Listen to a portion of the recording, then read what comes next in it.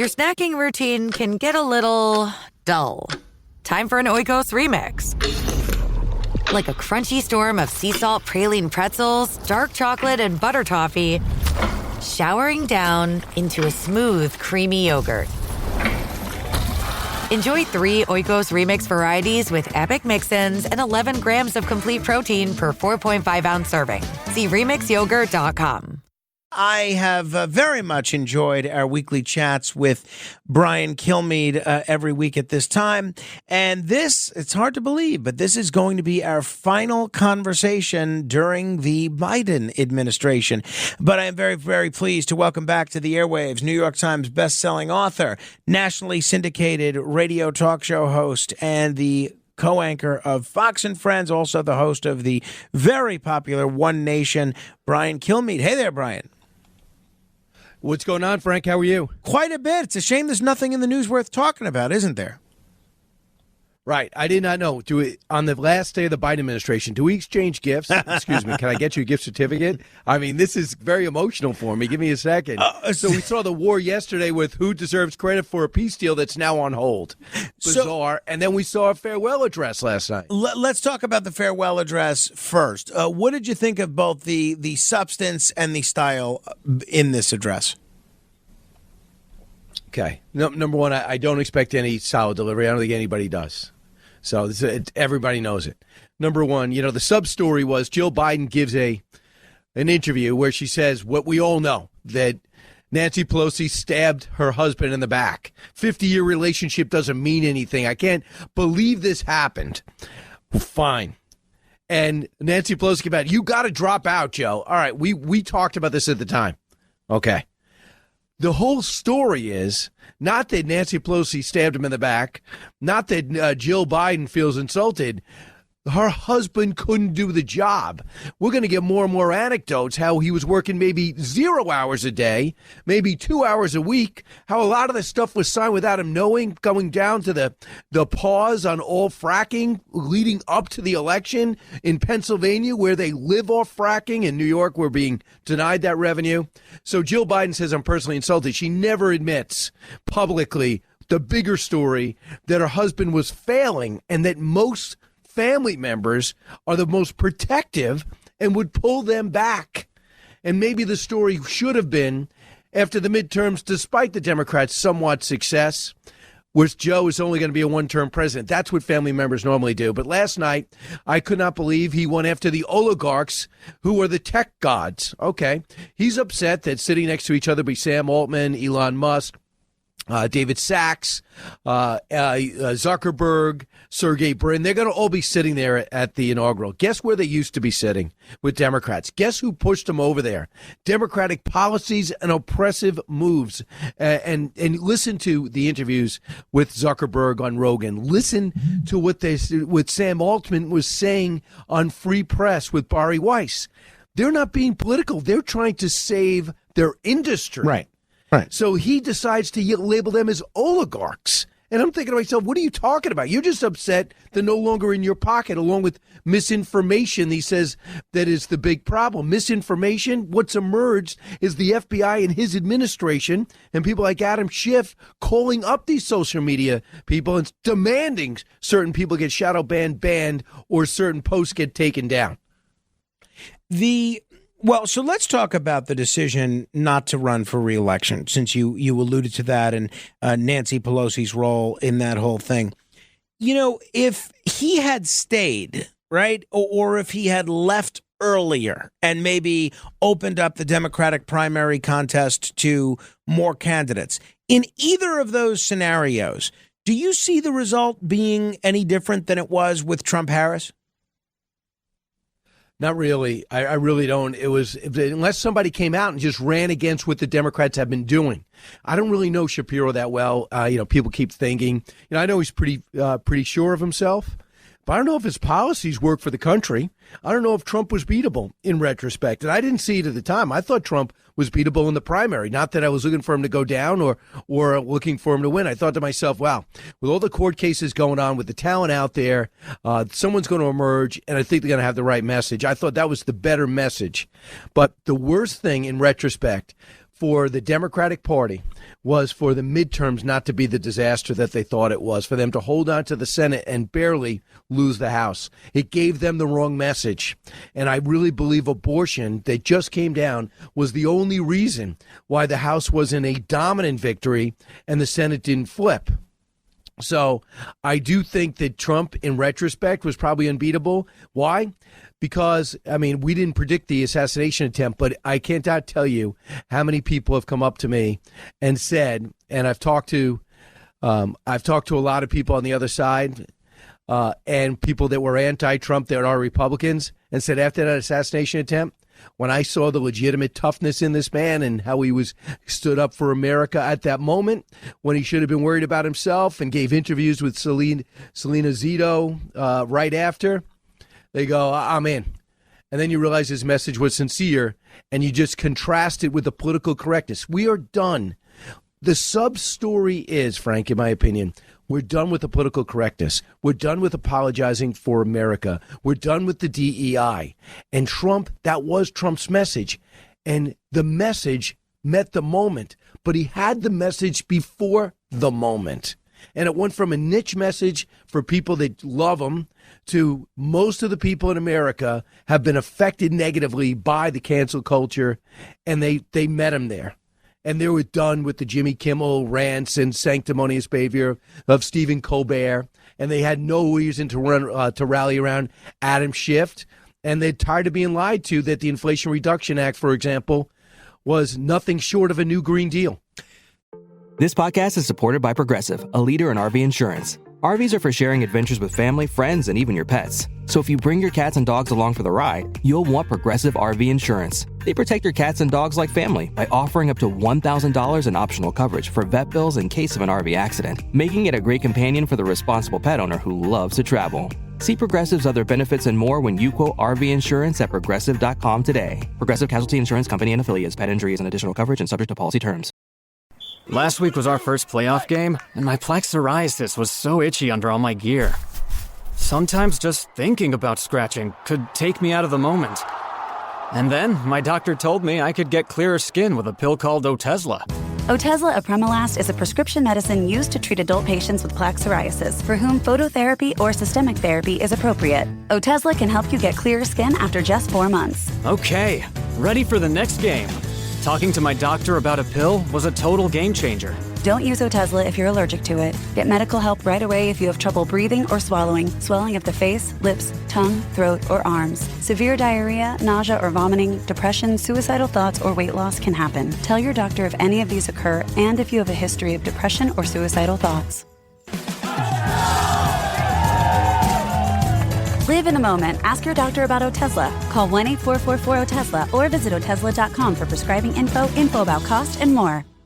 It was reported that when President Biden gave his farewell address and called for people to pay their fair share of taxes, that one of the people that was in the Oval Office was Hunter Biden, obviously was convicted on a tax charge for not paying his fair share of taxes.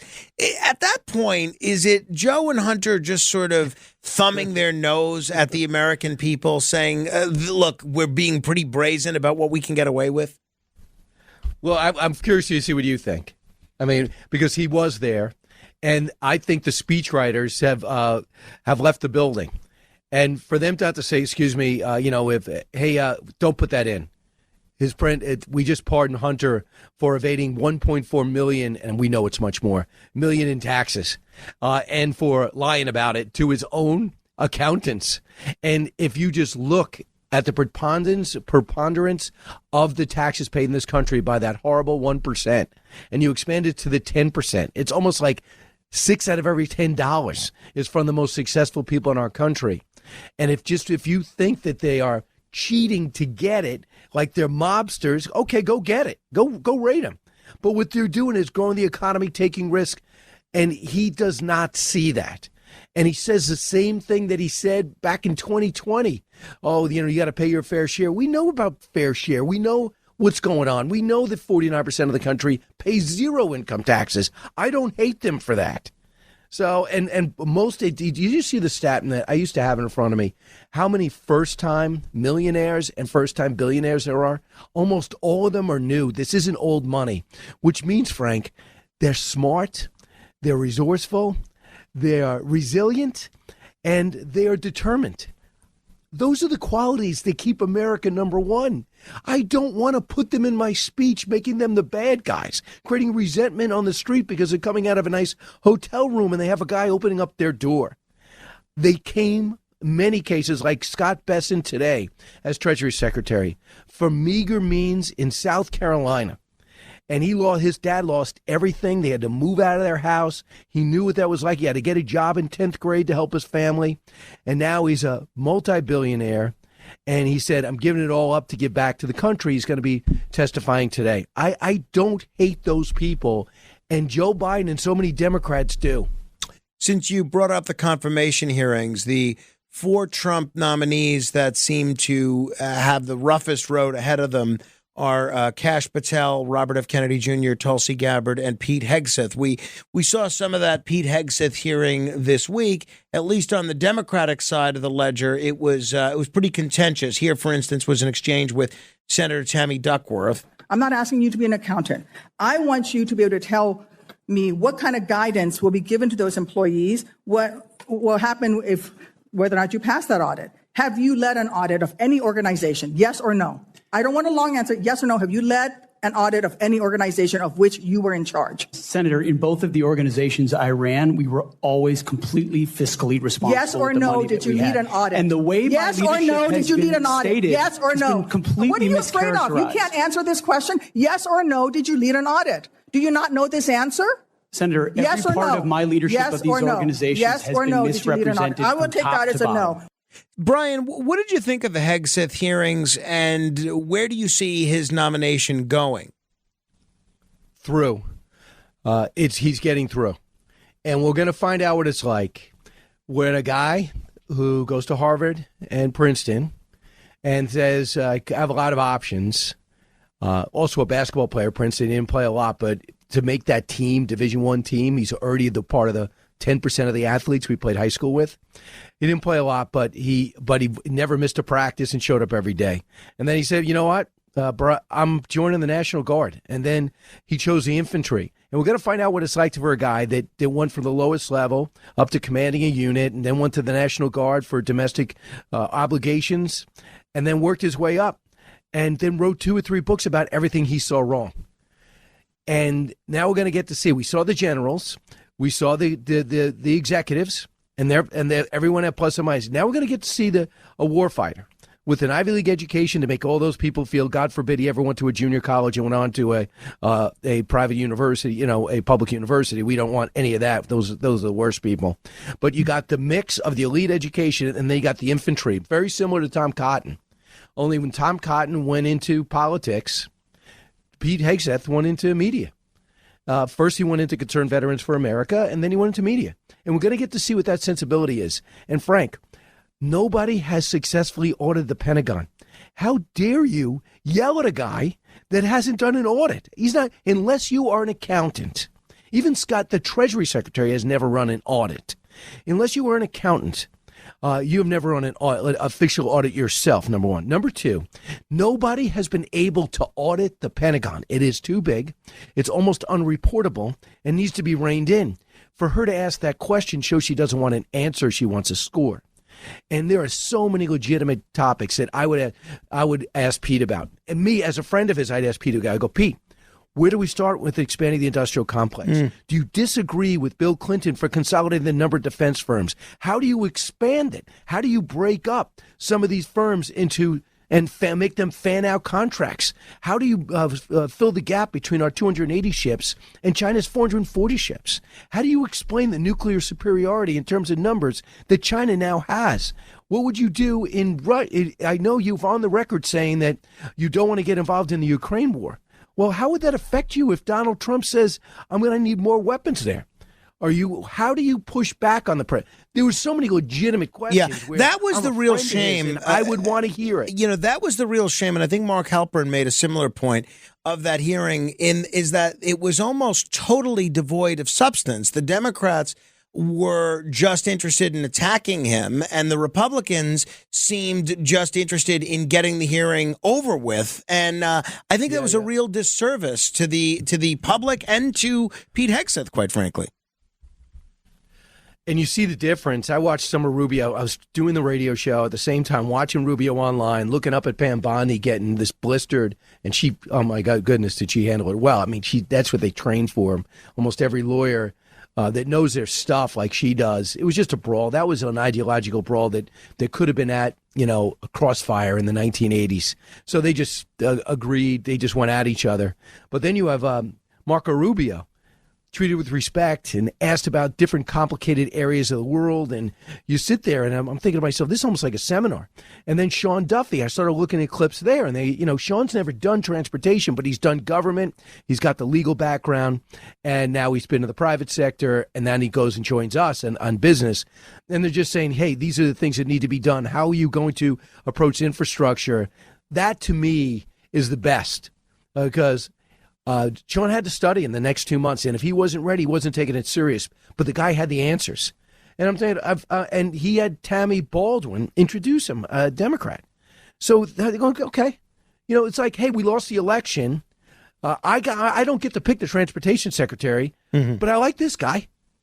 I think that's what people need. I also like the fact that at the State Department yesterday, in a deal that's now on hold, I saw the State Department spokesman just say, we work together. Steve Witkoff is a big help. I'm just paraphrasing. Steve Witkoff was a big help. Both the incoming and outgoing administrations worked together. It was really great to see, and they deserve credit. I love that. When Joe Biden was asked about that, he said, are you kidding me? Is that a joke? So you have a situation now, you alluded to this, where a lot of these, the heads of these companies, folks like Mark Zuckerberg, Jeff Bezos, the list goes on and on. Yesterday, President Trump got presented with the first presidential inaugural edition of a Diet Coke bottle. The corporate America seems to be cozying up to President Trump in a manner that they didn't do in the first term. Now, there's a few things different as opposed to the first term. He won the popular vote this time. There's no Russia collusion cloud over his administration. Won all 6 of the swing states, or all 7 of the swing states. But why do you think... And popular vote. Right, and the popular vote, of course. Why do you think there's such a different attitude from corporate America now as opposed to 2017? Here's what it reminds me of. You don't know what you had until it's gone. And then you look back at if you remarry your wife, which very rarely happens, just like since Grover Cleveland, it's never happened in America. You look back and go, you know what? Maybe I was a little young and a little volatile in my 20s. And then I went and started dating around, and I'm realizing to myself, what did I just have? And then you go back and you say, a lot of stuff you said was right. And I was a little impetuous before, and maybe you weren't perfect, and you admit it, which Trump actually admitted the other day. He goes, maybe we both changed. And let's give this thing another shot. And can I also add in the dating life in between you went terribly wrong. I thought it had so much promise, and it went the other direction. So you have new appreciation, but I do believe it's mutual. And that's just it. Trump, what you're going to find out, Frank, and you call me out on it in a year from now, you're going to say, Musk can't be happy with that China policy and getting rid of those subsidies when it comes to subsidies on electric cars. And, David Sachs came out and had to put some parameters around AI while keeping pace with China. I know he ticked off Sam Altman and other people there because he's going to be the czar, AI czar. And, cryptocurrency didn't have a free reign, but they did have freedom.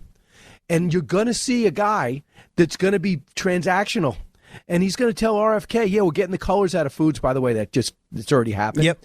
The coloring's coming out of foods. I was talking about it. So he goes, but I'm not going to let you run wild for an HSS. So I think if he gets through, which I think he will. So I think you're going to see if Trump lives up to what he's been saying, that these people who come in, he appreciates their cooperation and expertise, but he's the boss. He doesn't. As you know, to the detriment. It's a family-run business. With that in mind, Brian, trusts his family. I have to ask you this before we run out of time. Monday, Inauguration Day, the last Trump inauguration speech was described as the American carnage speech. It was pretty dark. And President Bush, I think, turned to either Hillary Clinton or President Obama and said, "Oh, that was some weird blank." What are you expecting in President Trump's speech this time around? Well, I just saw a survey that said 76% of the country wants Democrats to work with Republicans. And you know about Fox polls? They're not conservative. Sean Hannity doesn't run them. And it got real, and his polls are so not conservative, Fox News polls, that they really tick off the Trump camp pretty consistently for the last 8 years. And they came out, 76% want him to work with him. So I think what he's going to be saying is, if I was writing the speech and Stephen Miller will write the speech, it'll be direct, it'll be concise, and it'll say, look, let's do this together. We tried doing it separately. Let's do it together. It's a big tent. And I think, it's the only inaugural which will have a opening act of the Village People. So I do think that'll be different. So that's what I hope. I hope it's like coming together, but acknowledging where they've been. And it's important to, if I could borrow a phrase from the Waltz campaign, Tim Waltz's wife, whose name eludes me, let's turn the page. And we have too many challenges to be a part. That's what I hope the theme is. Brian Kilmeade, are you interviewing Ken Burns, the documentary filmmaker, today? Yes, I did not get the documentary ahead of time, but I am. And that's all more good news. I think he was kind of mad at me. After being very supportive of my earlier projects when Trump got elected. I think he got mad at me and wasn't coming on our show. And now I think it's a great sign. I can't wait to listen. I don't even have to lobby. That's good. The Jerusalem Post editor it will be joining me from Tel Aviv. That's going to be something. One of the funniest guys in America, and hopefully people will listen. I certainly will be. Brian Kilmeade will also check you out on One Nation over the weekend. Appreciate it, my friend. Yeah, we'll be live 9 o'clock in Washington, D.C. on the rooftop on 101 Constitution amongst my guests, Senator Roger Wicker. So it's going to be great. Yeah, have fun. Enjoy the inauguration. I'll see you in the next administration. Thank you. Brian Kilmeade.